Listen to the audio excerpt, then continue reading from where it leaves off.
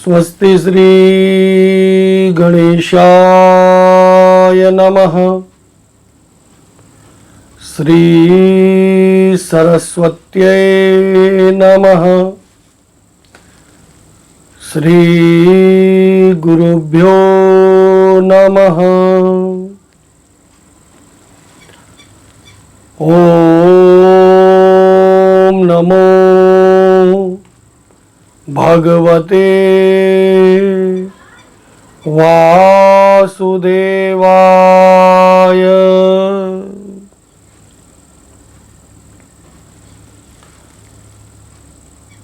नारायणं नमस्कृत्य नरं चैव नरोत्तमं देवीं सरस्वती व्यासं ततो जयमुदीरयेत्।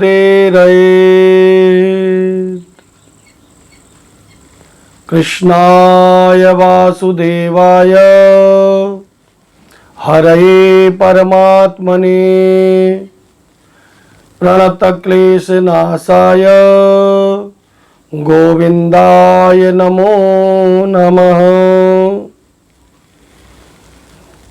वन्दे वन्दारुमन्दारं वृन्दावनविनोदितं वृन्दावनकलानाथं पुरुषोत्तमं च अद्भुतं गोवर्धनधरं वन्दे गोपालं गोपरूपिणं गोकुलोत्सवमीशानं गोविन्दं गोपिकाप्रियम्।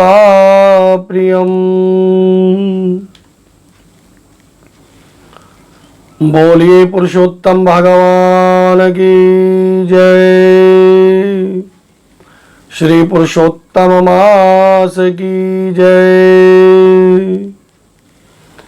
गौ माता की जय। भारत माता की जय।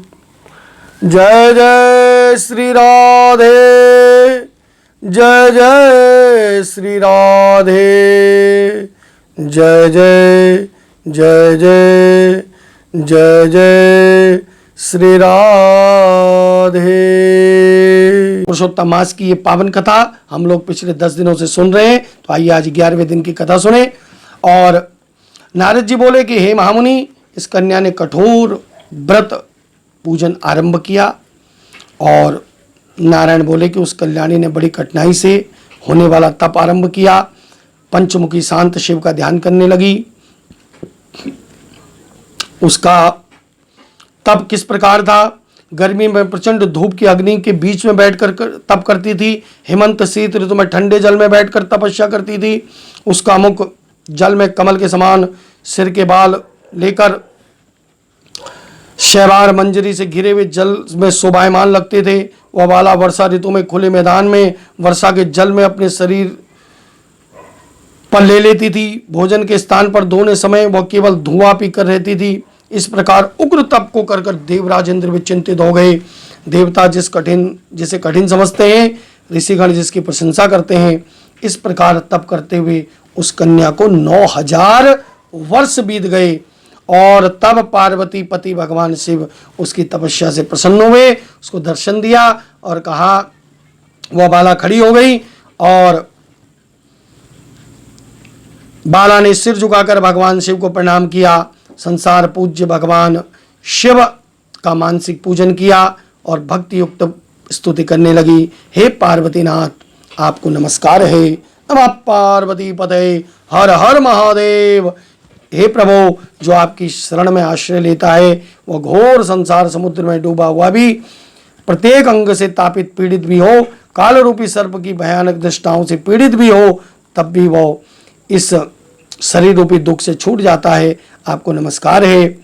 और तब वह मेधावी पुत्री चुप हो गई। भगवान श्री कृष्ण बोले कि उसकी प्रार्थना को सुनकर उसके उग्र तप से प्रसन्न हुए भगवान शिव ने उस कन्या से कहा कि तुम दुखी मत हो, जो भी तुम्हारी मनोकामना है वो मांग लो, मैं प्रसन्न हूँ।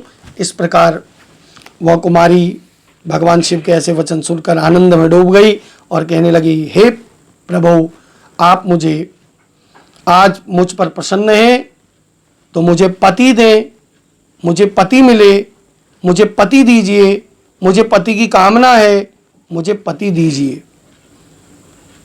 उस बाला ने भगवान शिव से इस प्रकार की कामना की, वरदान मांगा, और मुनि कन्या ने तब भगवान शिव के सामने 5 बार ये शब्द दोहराए कि मुझे पति चाहिए।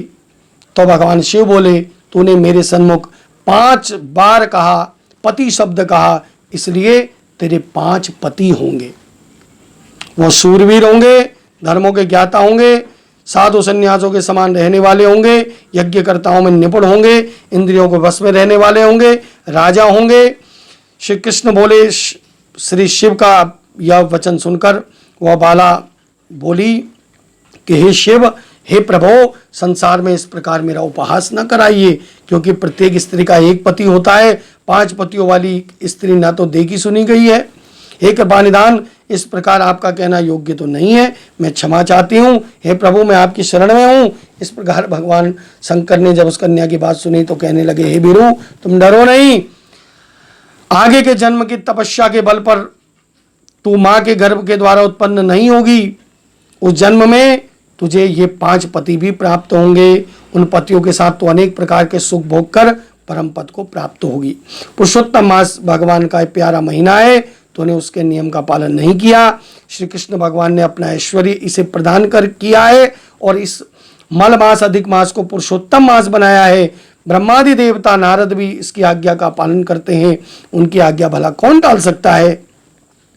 हे मूढ़, तूने संसार पूज्य इस मास का व्रत पालन नहीं किया।